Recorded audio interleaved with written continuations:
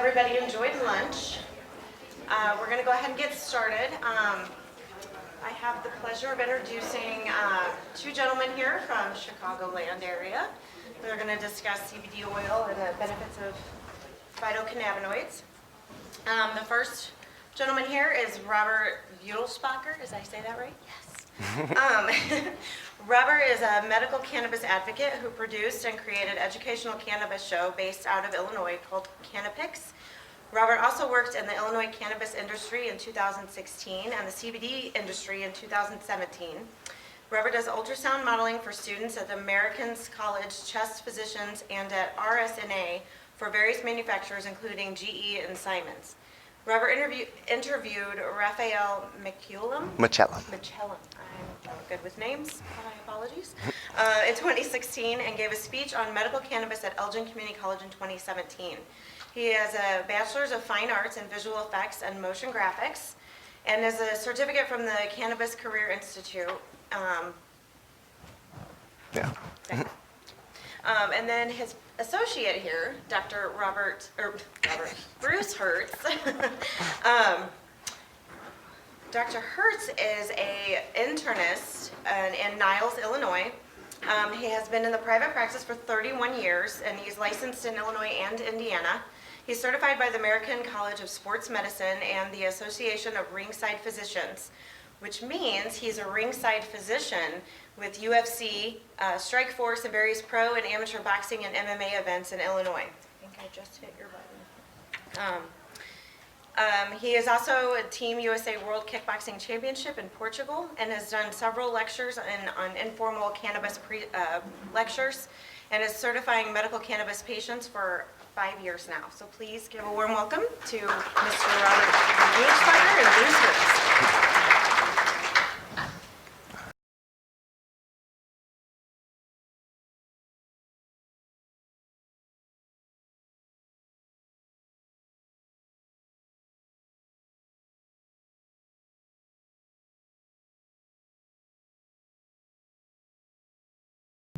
I experimented with marijuana a time or two, and I didn't like it, and didn't inhale, and never thought it could.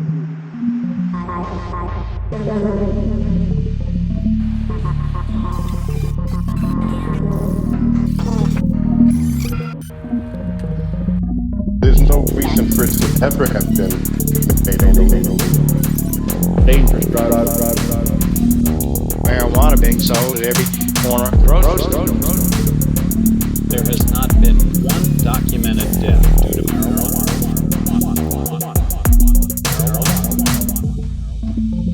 I inhaled. That was the point.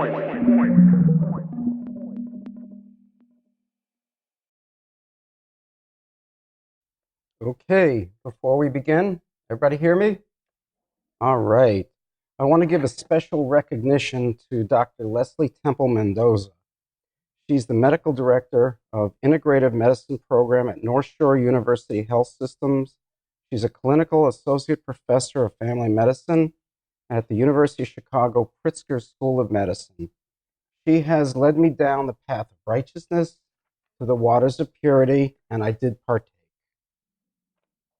Now, my reasoning for being here today, leaving my private practice and leaving my sports medicine and my fighters, is that I received a letter from a patient, her aunt, and I had treated her several years ago, and I want to read it to you verbatim. Dear Dr. Hertz, I wanted to know that the illness was too much for Amanda. It was intense for her to bear, and kidney failure, metabolic acidosis, and cancer took her life.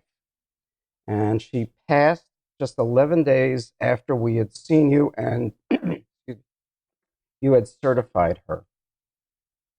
She passed away November 5th, 2016. Thank you for trying to help us. Keep up the good work. Sincerely.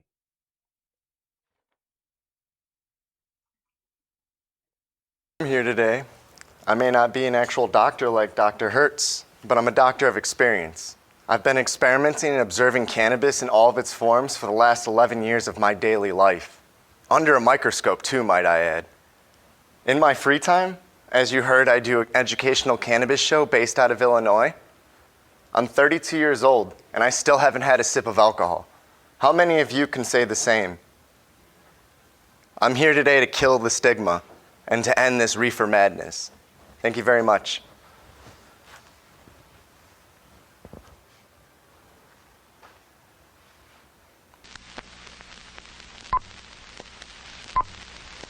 Marijuana History 101, or should I say extremely brief Marijuana History 101. It's big, complicated, and we'll only be able to scratch the surface.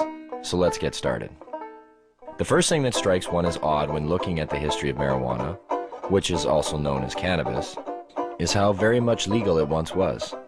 In fact, it wasn't only legal, it just happened to be one of the largest agricultural crops in the world, including the United States. You see, cannabis can also be hemp. And just what is hemp? Well, it's by and large the most robust, durable, natural soft fiber on the face of this planet. Up until 1883, and for thousands of years before, cannabis hemp was the largest agricultural crop in the world. It had thousands of uses and products. The majority of fabric, lighting oil, medicines, paper, and fiber came from hemp. The first marijuana law to exist in the United States was a law ordering farmers to grow hemp. Benjamin Franklin used it to start one of America's first paper mills. The first 2 copies of the Declaration of Independence were written on cannabis hemp paper. Up until the 1800s, most of the textiles in the United States were made with hemp. 50% of medicine marketed in the last half of the 19th century was made from cannabis. Even Queen Victoria used the resin extracts from cannabis to alleviate her menstrual cramps. But the funny thing about industrial hemp was you couldn't get high from it.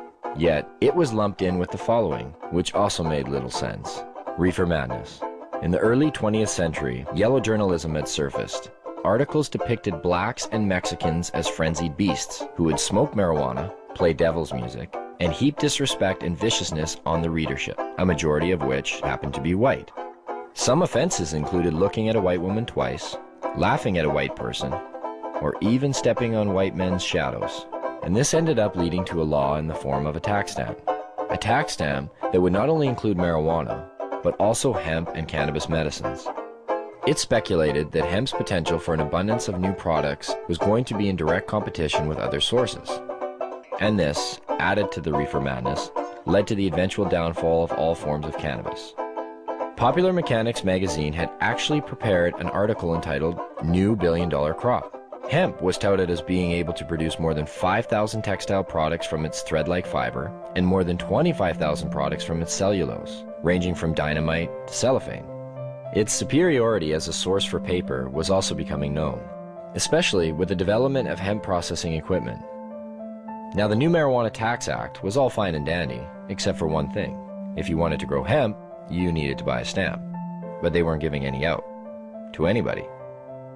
And so, in effect, all forms of cannabis became illegal. Things pretty much stayed that way until World War II, when the government decided that hemp once again was a good thing and produced a video, Hemp for Victory. But by the time the war was over, hemp again became bad. And in 1948, when the marijuana law once again came into question, Congress recognized that marijuana was made illegal for the wrong reason. It didn't make people violent at all. It made them pacifists. The communists would use it to weaken America's will to fight. Congress now voted to keep marijuana illegal for the exact opposite reason they had outlawed it in the first place. And all through the years, report after report, commissioned by everybody, from the mayor of New York to the president of the United States, has come back with the view that marijuana should have no criminal penalty attached to it. Yet, marijuana remains as illegal today as it did nearly 70 years ago. Our objectives today. I hope you enjoyed the history. I'm going to discuss the history of marijuana or cannabis prohibition, followed by the opioid crisis, the types of cannabis, the endocannabinoid system, conditions treated, endogenous cannabinoids, the terpenes and cannabinoids, including our famous CBD oil, the difference between the various cannabinoids and the terpenes, benefits, side effects, and health and safety concerns. I want you to take a good look at this gentleman right here. Is Harry Anslinger. Mr. Anslinger was the first commissioner of the Federal Bureau of Narcotics, a new division of the Treasury Department. He served for 32 years. He's the one that was instrumental in the 1937 Marijuana Tax Act. Therefore, cannabis became illegal in the United States. He was appointed by the then Secretary of Treasury, Andrew Mellon, which was, in effect, his wife's uncle, so there was a little bit of nepotism. And he testified before Congress, stating, marijuana is the most violence-causing drug in the history of mankind. Most marijuana smokers are African Americans, Hispanics, Filipinos, and entertainers. Marijuana is an addictive drug which produces insanity, criminality, and death. The primary reason to outlaw marijuana is its effect on the degenerate races. This remained in effect until the 1970 Controlled Substance Act, where, under President Nixon's auspices, marijuana was classified as a Schedule I drug, which meant that it had absolutely no medicinal value and was highly addictive and highly abusive. Also, President Nixon was quite paranoid about the Vietnam War and the hippies and the protests that took place at that time.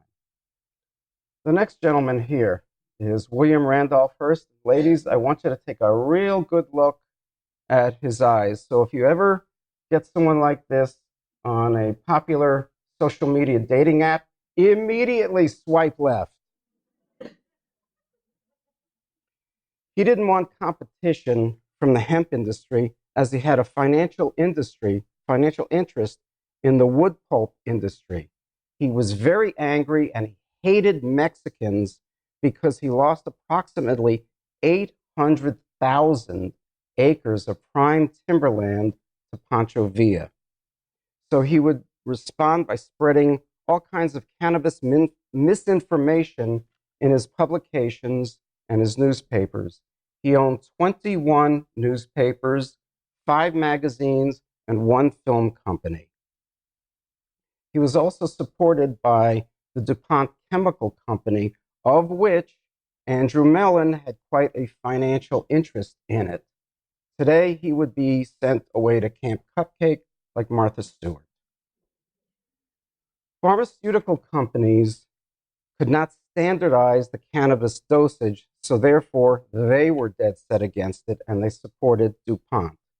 Mr. Hearst came out and said, users of marijuana become stimulated as they inhale the drug and are likely to do anything. Most crimes of violence in this section, especially in country districts, are laid to users of that drug.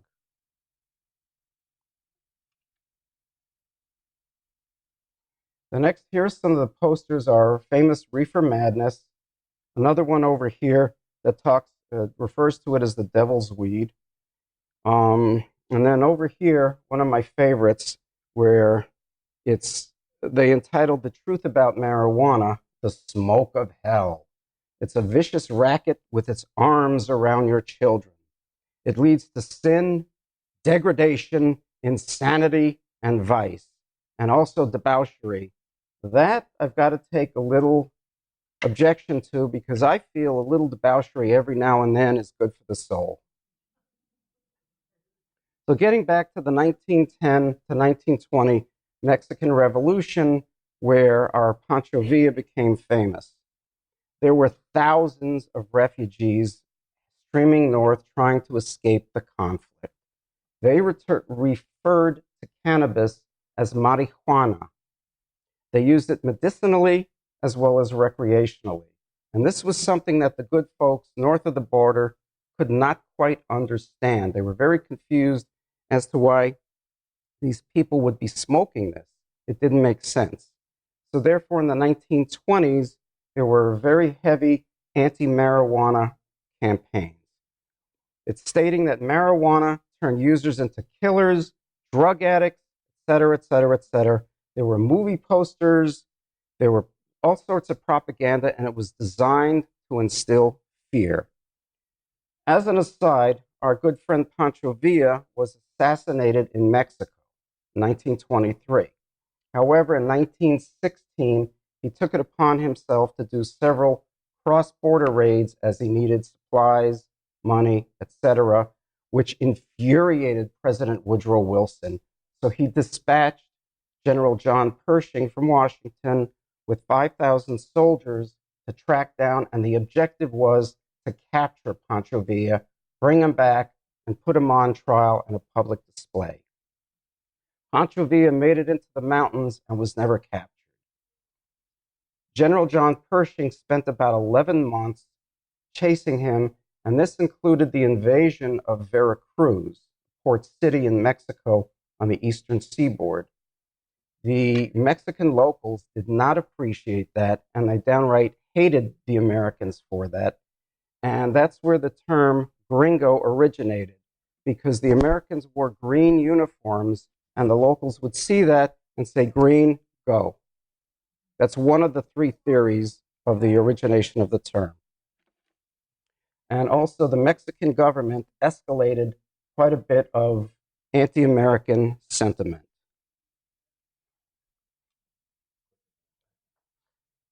This I want to pay close attention to. This is our opioid crisis, which is quite serious today. Because if you look from 1999 up until last year, 2018, there have been 700,000 overdose deaths, of which nearly 400,000 are attributed directly to opioids, both illicit and legal prescription medication. So this includes our fentanyl, OxyContin, hydrocodone, etc.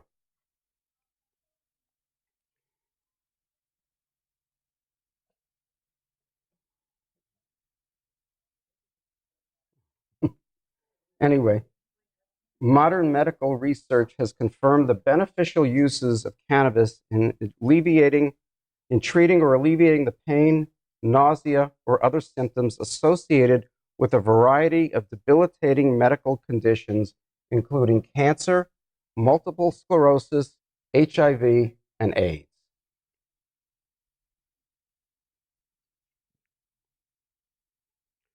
The medical costs associated with this now. There's been approximately a $165 million decrease in spending on healthcare for anxiety, depression, nausea, both acute and chronic pain, seizures, insomnia, and osteoarthritis, which is the number one treatment or number one area that the seniors are seeking treatment for.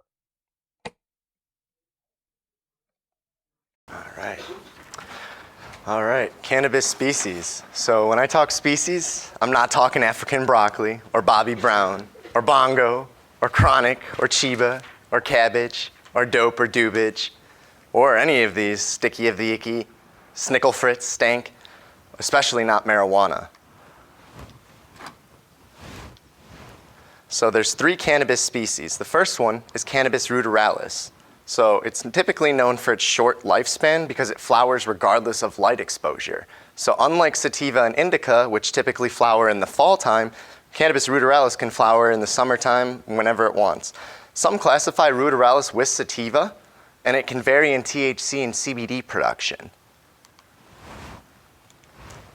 Sativa, or Cannabis sativa, is found with hemp as well, or hemp falls under Cannabis sativa and ruderalis.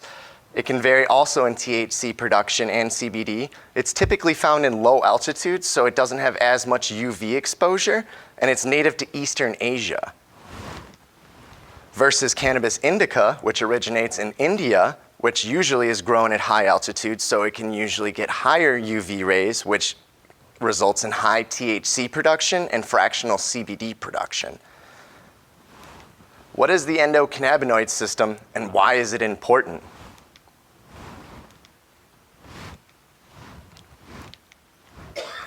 Uh-oh. Oh, I don't. Seems like we're low on battery. Okay, there we go.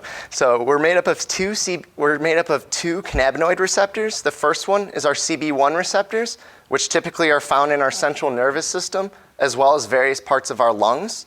CB1 receptors typically follow with psychoactive effects or impairment, versus our CB2 receptors, which are found pretty much everywhere else in our body, so our skin, joints, tendons, and muscles.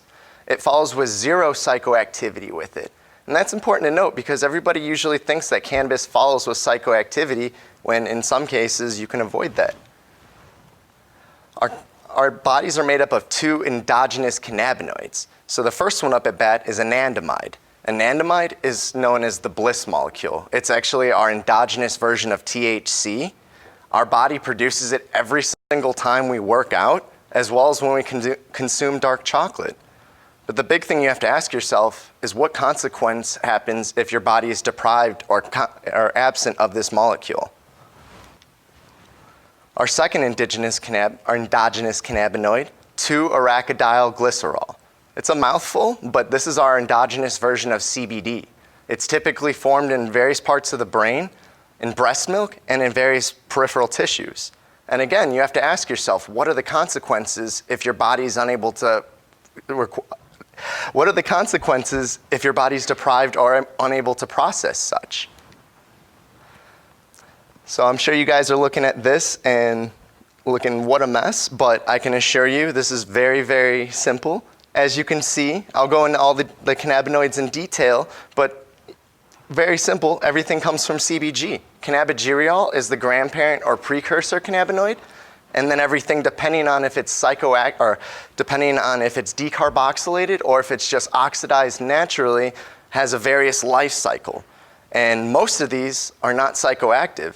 Out of this whole thing, only delta 9 and delta 8 are the only psychoactive ones. Every one of the other ones, well, actually tetrahydrocannabinol as well, but 3 out of the 30 that you see are not psychoactive.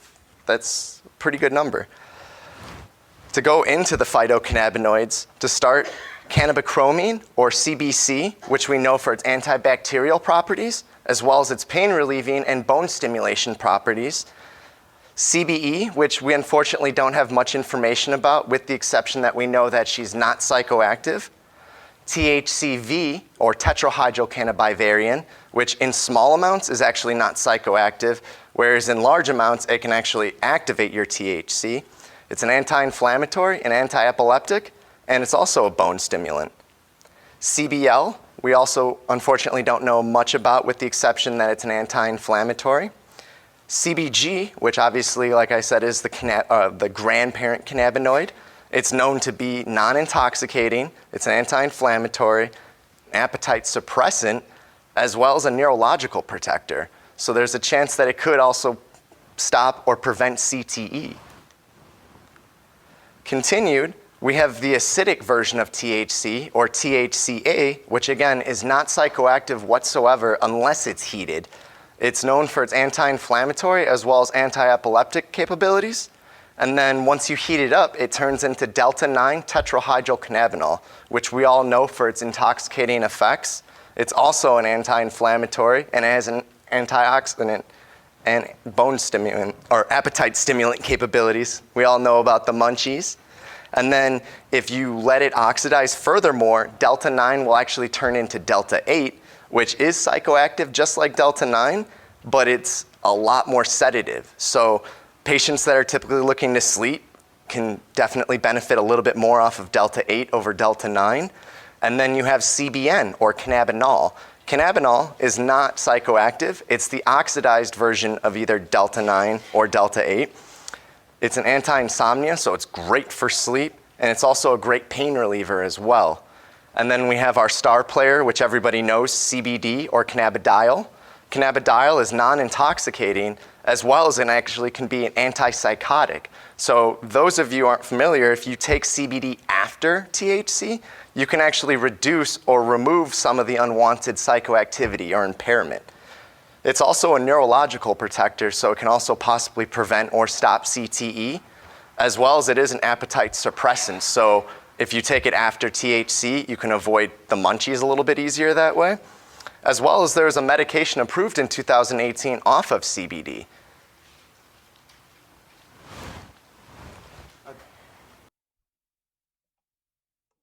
I'd like now to discuss the benefits and side effects of CBD oil from a clinical perspective. In CBD oil, or cannabidiol, is derived directly from hemp. In 2014, they passed the Agricultural Act, and this distinguished for the first time between hemp and marijuana legality for the first time. The Delta-9 THC content cannot be any more than 0.3% by dry weight. It's still technically illegal to introduce any supplement containing CBD into interstate commerce, which also is our ordering online. Therefore, products are then imported from Europe and processed and distributed throughout the United States. In 2018, the Farm Bill was introduced, and this stated that hemp is no longer a controlled substance. However, it is still subject to DEA and FDA rules. So if they wanted to be technical, it's still a Schedule 1. There are 3 states, however, that do not have any cannabis sativa laws on their books. Idaho, South Dakota, and Nebraska consider CBD and hemp oils still illegal. So therefore, you cannot sell nor consume. Typical side effects of THC include your sedation, dizziness, dysphoria, paranoia, decreased coordination, ataxia, altered sense of time, dry mouth, a slowed pupillary response to light. And this is important because this is what the Illinois State Police and other police agencies utilize when they conduct roadside traffic stops. It also involves decreased blink rate and tear flow, and decreased visual reception and perception, as also reddened sclera, the whites of your eyes.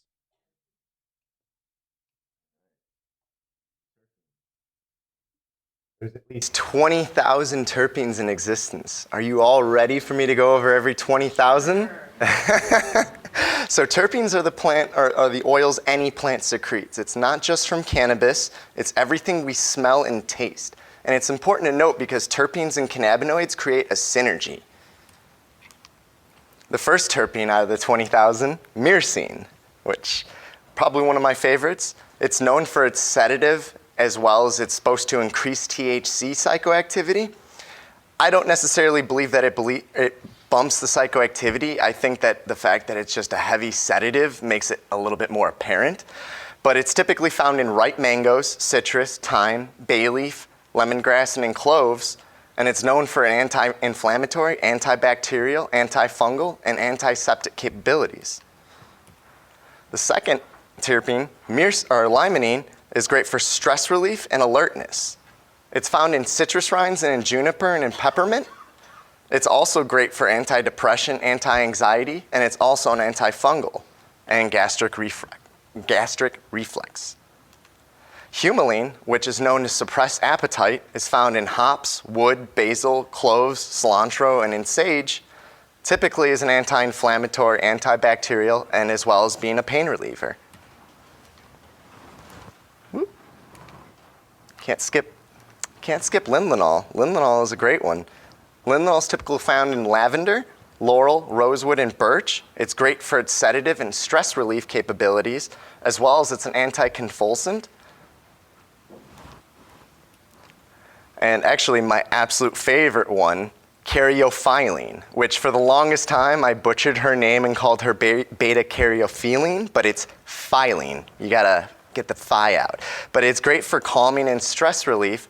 And the important thing to note about caryophyllene is it's not only its own terpene, but it's its own cannabinoid as well. So hops, cloves, oregano, and in basil, it's great for their antioxidant, anti-insomnia, muscle spasm, anti-inflammatory, pain relief, and anti-anxiety. Pinene, which is great for memory retention as well as alertness, is found in most conifers and in pines, sage, and in rosemary. and it's great for its bronchial dilator effects. So it can actually help open up your lungs and make it easier to breathe. Boronil, which is great for muscle and pain joint relief. It's found in camphor, rosemary, and wood. It's an antimicrobial, as well as a pain reliever and an anti-inflammatory, like most. Olsamine may actually help treat symptoms of diabetes. I believe it was a 2013 study that actually showed positive effects, but again, we need further research to see what it does in specific. But it's typically found in mint, mangoes, basil, parsley, and in orchids. It's actually great for insect repellent, as well as an antifungal and an antioxidant.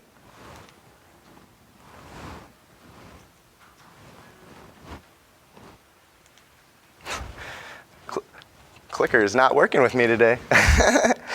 Nerolidol, which is great for its sedative and calming effects. It's typically found in tea tree oil, ginger, jasmine, and in oranges.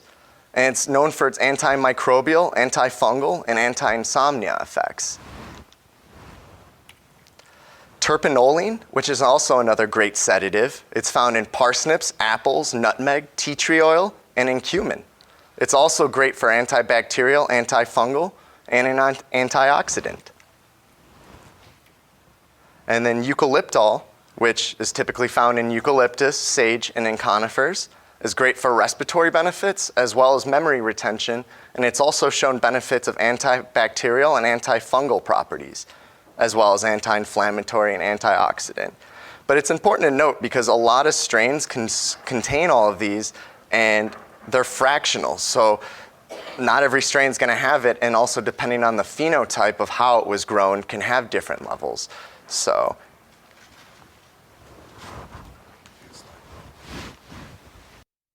The dosing and psychoactivity and impairment. My advice to all of my patients is to start low and go slow.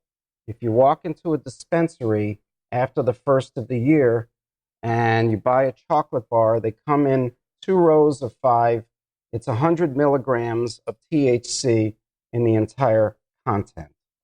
My advice to patients is break off one of the 10 milligram squares and break that in half. Take it, try it, wait at least an hour or more to see the effects, and then if you need, you can redose at that time. The various ingestion methods may vary the medication's ingestion time and their activation time. Some are very instant, some take roughly an hour or more. The full spectrum dosing, most just use the THC and not the CBD when medicating. However, if they have any undesirable effects, a little CBD oil taken sublingually will reduce those undesired effects. There's a syndrome called cannabinoid hyperemesis syndrome, and this is seen a lot in the emergency rooms. The illnesses are possibly caused by contaminated cannabis, such as pesticides, neem oil, molds, mycotoxins, etc., or possibly some genetic predispositions to cannabis. Symptoms can be relieved by taking hot showers, by taking haloperidol if needed, and the ultimate cure is cessation of cannabis. And this is usually found in someone that's a chronic smoker. Driving under the influence, very important. Never, ever operate any vehicle or drive or use any heavy machinery when using any psychoactive substance. Illinois state law is very clear regarding criminal versus civil penalties. If you're involved in an accident and they take you to the ER and they draw your serum level, if they find a serum level of THC of 5 nanograms or more, that's a DUI. That's why the Illinois State Police prefer roadside tests instead of the THC test, because if they swab your cheek, it'll just show up as either positive or negative rather than the actual milligram strength that's in your system. And always remember, it's fat soluble, so it stays in your system for quite some time. Mixing cannabinoids with other drugs. This is absolutely one of my pet peeves because THC and CBD can slow the processing of the drugs in the liver, causing delayed reactions with various drugs. It can cause some extreme reactions. It can prolong or reduce the drug's effects. It can result in overdosing due to delayed or prolonged effects, of which, most importantly, is our warfarin for those that need anticoagulation. I obviously tell everyone do not use THC if they're on opioids, benzodiazepines. Do not mix with alcohol, sedatives, or corticosteroids.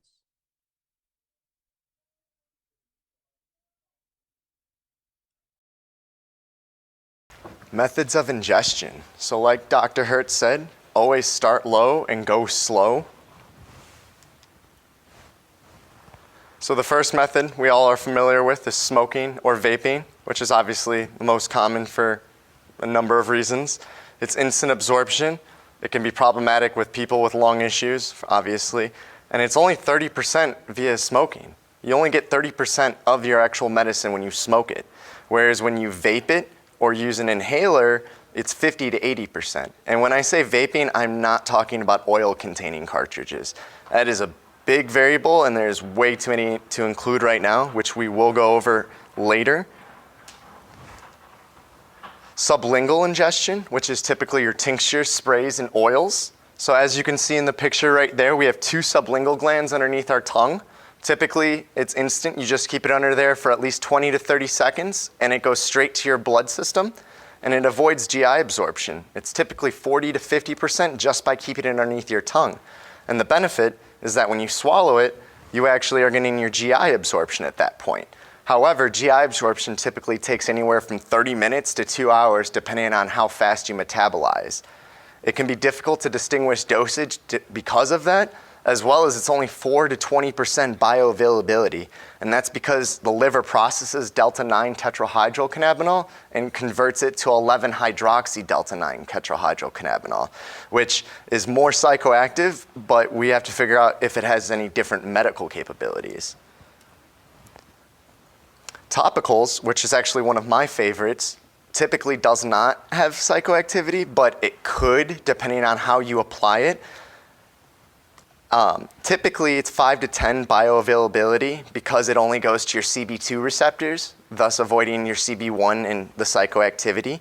It is typically instant absorption. However, you can actually get transdermal patches, which will have slow release. Dr. Hertz, would you like to touch on transdermal patches? The transdermal patches are one of my favorites because once you apply it, it gives you a steady state release of the drug over the span of time that it's intended to. Some can be for 8 hours, some can be a little bit longer. It depends on how time goes on. And then, double skipped it. And then next is suppositories, which of course is going to be a little bit more difficult to apply, but it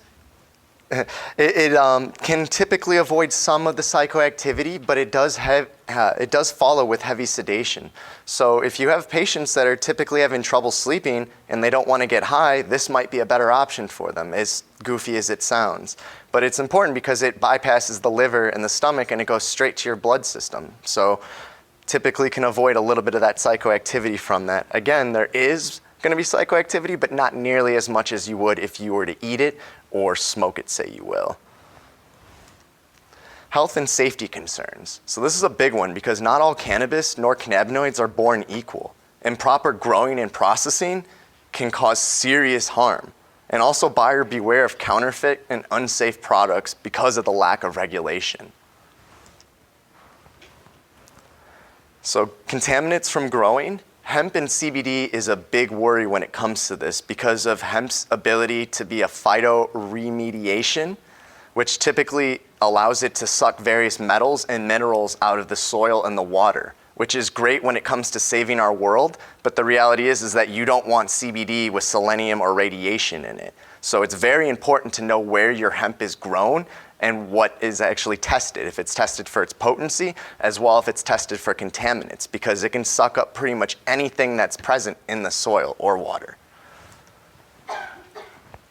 Improper storing and curing is also a big deal because, as you can see this photo behind, those little puffy umbrella-like things you can see on the screen, I actually photographed that with my microscope from Illinois medicine, from actual Illinois bud, which is a big deal because we test for in Illinois, we test for mold and mycotoxins, but we only test for it before it's packaged, not after. And the reality is that it's in that package for an average of 6 months. So unless that cultivator includes a humidity packet, this can happen, or your meds can get dried out and become inefficient. So definitely have to change regulation, or at least make regulation across the board proper, because different states are clearly not doing things. Improper use of nutrients and pesticides. So the improper use of nutrients and pesticides is huge because starting January, patients are going to be growing their own medicine. So the chance that they give it a pesticide at the very end, or they use a nutrient and it leaches into their medicine, that's a big deal because they could be getting themselves sicker versus healing themselves. So it's very important to understand this when you're growing it. It's not just like a tomato. Improper and leftover solvents, and this is from concentrates. So this is a big one because, as we know about the cartridge epidemic, improper extraction can create an unsafe product. The use of thickeners, artificial terpenes, and flavonoids are commonly used and not regulated.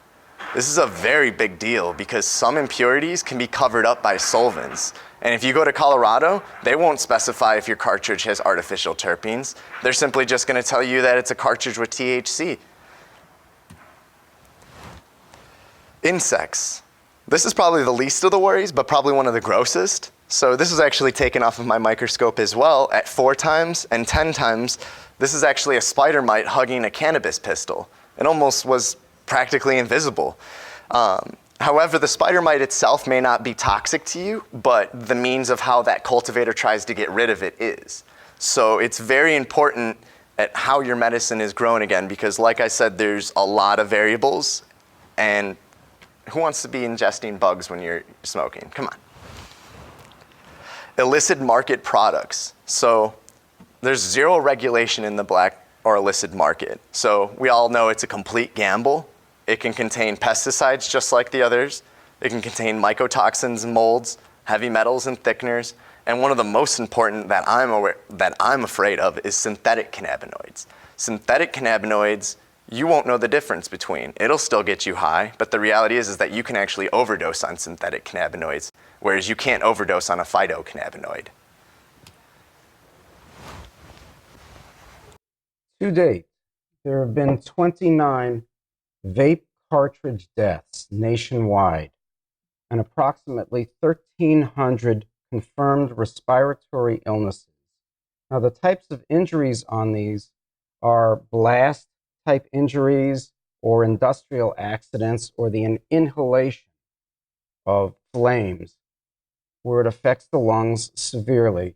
This is confirmed by chest x-ray and followed up by CT scan. 2 of the contaminants that have been identified, one is myclobutanil, which is a fungicide, right there, that transforms into hydrogen cyanide when burned, creating a toxic effect on the lungs. And I'm sure nobody wants to inhale hydrogen cyanide.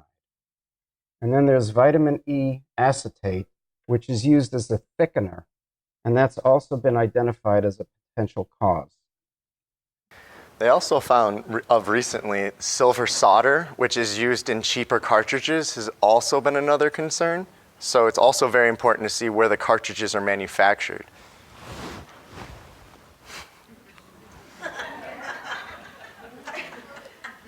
Well, this elderly woman here, someone had criticized her tomato plants, so she was just responding.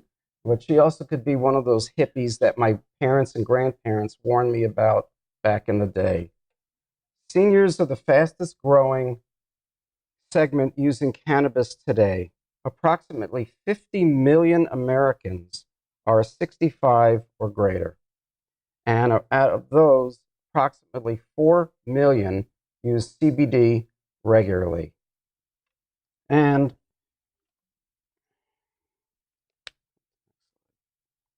the AARP just issued their latest, and it's showing that medical cannabis is quite present, quite prevalent, and quite in demand.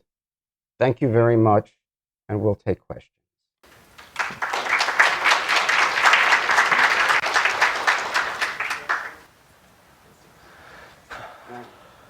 How do you choose, now they have CBD oil in every gas station, how do you choose an effective and safe product? I mean, for me, I'm not opposed to the psychogenic effects, but I prefer it for like arthritis. Okay. So the question was, how do you pick a good CBD oil, or how can you find a safe and effective product? What to look out for when you're looking for a CBD oil? First, I would look for lab results. So any cultivator will include a contaminant result as well as a potency. So they should look for things like heavy metals as well. Actually, there's a lot of things they should look out for, but typically they should include at least a contaminants report as well as a potency. Those are the two things. If they don't, by minimum, I would not buy that CBD oil. As well as you can also read about them online. I typically will read at least 3 or 4 sources about one manufacturer, because there's independent companies that do their own tests, and then they've found that, hey, they found no heavy metals, this, that, or the other. But it's important that they at least have that contaminant test. That's my absolute minimum, because the fact that hemp is a great phytoremediator is very dangerous when it comes to just buying any sort of gas station CBD. Right. I mean, I bought it at a pharmacy before, where it was, would it be safer to buy them like through a pharmacy? Is it more regulated? I mean, it's just confusing. I would think as long as they have third-party test results, because that's the big thing, is making sure that it's a third party and that third party is reputable. Because right now, unfortunately, due to the regulations, it's kind of hard to say, hey, this is better than them, because one company might be doing those testing and then the other one might not be. The reason I like going online is because you can typically read their test results, as well as you can typically see any sort of customer feedback. I mean, again, I would trade on the customer feedback, but the contaminants is the big thing, because potency and contamination are 2 of the big things. I can't count how many CBD companies I've seen that tested that pulled up having 0%. So I wouldn't recommend just going into a CBD store and buying CBD unless they had those test results. And then if they have those test results, find who that company is who did those test results, and then read up to see that they're reputable as well. So there is no regulation for this? Unfortunately, at the time. No, it's the wild, wild west, and I always tell everyone, buyer beware. I usually would recommend finding where they imported as well, because where they imported is a big deal. Unfortunately, Chinese hemp typically does have a lot of those heavy metals and minerals that we were talking about in there, but I can't say all of it does. But the reality is that I probably wouldn't trust a Chinese source unless they had a third-party test from a company I actually trusted. So typically, if it comes from the Netherlands or from, I think, Colorado, are the 2 that I typically personally like. But again, they're coming from everywhere now because of the 2018 hemp. But honestly, I would just look for that contamination test. That's the big one. Any other questions? When you were talking about the blood test with the nanograms versus the positive or negative roadside test, would it be positive then if a person used it a week ago? So she's asking if you test positive of over 5 nanograms of THC, is that just from now or from? Talking about the roadside Yeah. test where it's just positive. So the scary thing about that is that I'm a medical cannabis patient myself in Illinois, and even though I didn't ingest today, if they were to test my blood right now, I would test over 5 nanograms of THC. But do I seem high to any of you? That could be questionable.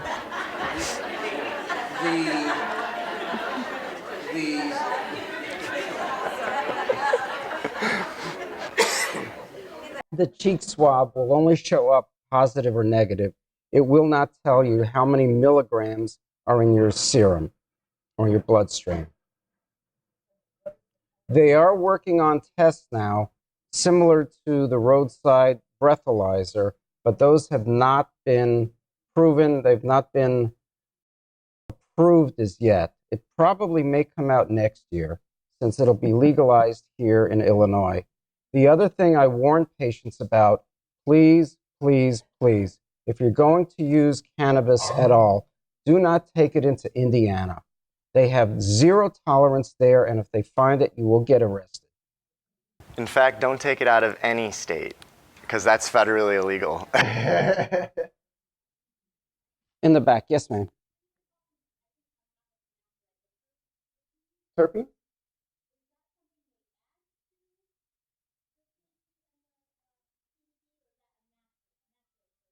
So she's asking if the terpenes are natural or if they add it, and I'm glad you asked because typically some cartridges have natural terpenes, so it comes from the actual plant. However, some companies use artificial and fake synthetic terpenes, and that's a big deal right there because at that point, you're not using anything different than a tobacco pen with the exception of it having THC at that point. So it's very important that if you do get any sort of concentrate, that it specifies that it's from the terpenes from the plant, not any sort of synthetic or artificial terpenes, because that is something that's a big deal right now. Yeah. So I'm getting to be a senior citizen and the osteoarthritis is a big thing. Are there algorithms or a website that helps you say, hey, you're suffering from this, you might want to start with this, and if that doesn't work for you, maybe this, like to kind of guide you in the right direction for whatever problem you're having? As far as cannabis goes, one site that I've seen great luck is Leafly, which I don't necessarily say they would recommend a certain strain, but you can look up strains and then it'll typically tell you what terpenes as well as what common medical effects it typically has. I typically would recommend looking on there, but the Leafly. Leafly. Yeah, they typically just have a database of all the strains as well as it has reviews from people who have tried it. So the thing that's kind of difficult when it comes to recommending strains to people is depending on how that strain is grown, it can have an entirely different phenotype. So I can have the same strain and grow it 10 different times and it can be 10 different ways depending on when I pick it, what I'm growing it with, and what soil it's grown in, or medium I should say. It can have entirely different effects. So if I grow it with a plant that has UV exposure versus a light that doesn't have UV exposure, it might actually give it more of those indica-like characteristics when it's originally a sativa phenotype. But And also, there is no direct algorithm in answer to your question, as of yet. Yes.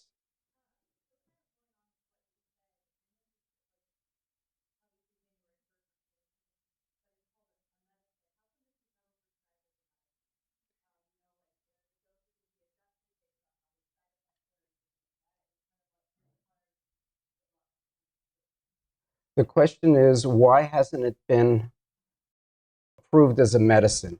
It was approved prior to 1937 as a medicine. The pharmacies stocked it and they sold it, as we saw the cannabis indica on the shelf. However, during that time, when they made it illegal, doctors couldn't prescribe it, pharmacists couldn't dispense it, and neither could patients receive it. The AMA, American Medical Association, testified before Congress in 1937, stating there was no evidence that cannabis was dangerous. It was prohibited as of the 1937 Tax Act strictly for financial and political reasons.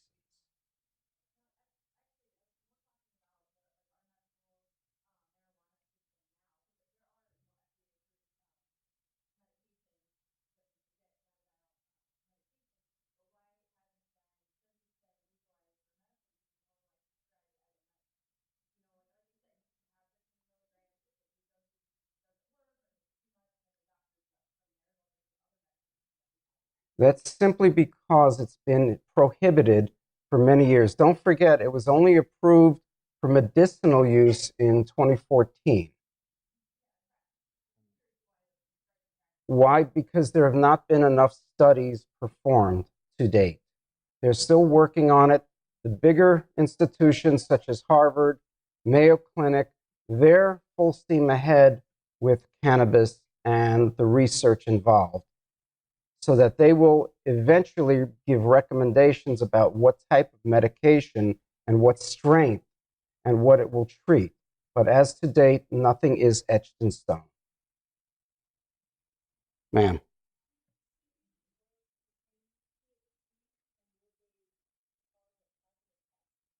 Yes. So her question is, do CBD oils typically contain THC?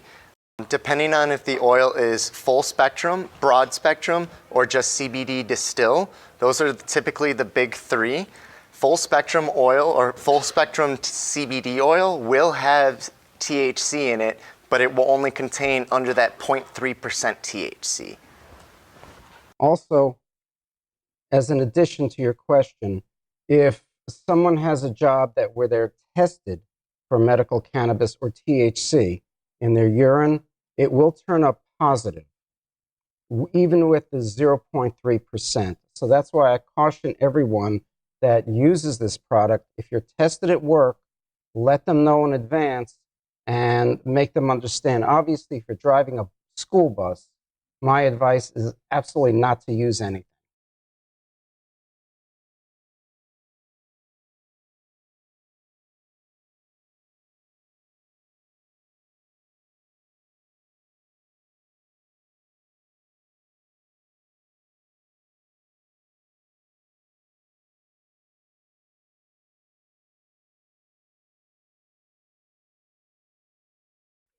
They're not going to arrest you for just using it. They're going to arrest you if you're involved in a motor vehicle accident, you injure someone, something along those lines, and they test you and it turns out positive.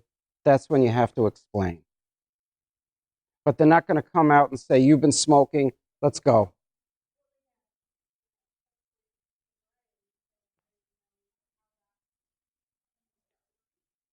Checking for the sobriety, as I mentioned, they check the pupillary response to light, okay? And they do other tests where you walk one foot in front of the other to see if you have the ataxia, the disturbed gait, things of such. The police aren't stupid. They've been doing this for a long time. And these are the things that I'm trying to make everyone aware of to be cautious with. Typically, the smell is the big thing. If they smell it, they're probably going to bring it up at that point. But if you don't smell, I mean, the likelihood of them bringing it up, I mean, unless, like you saw, you have slow pupillary responses, they're only going to do it if they have an idea for it. But again, that is something that, as a medical patient, I'm always worried about, is being discriminated against purely because, hey, I used it 38 or 36 hours ago. It's still in my blood, and I'm still going to be able to fail that test. But the reality is that I don't have it in my car, or if I do, that it's absolutely in the trunk, not from reachable distance. Unfortunately, the laws are still gray, but, you know, always just try to keep it away and not on your persons, and that's the best way to do it. We have time for only one more question. Anybody? Going once? Going twice? Sold. Thank you very much.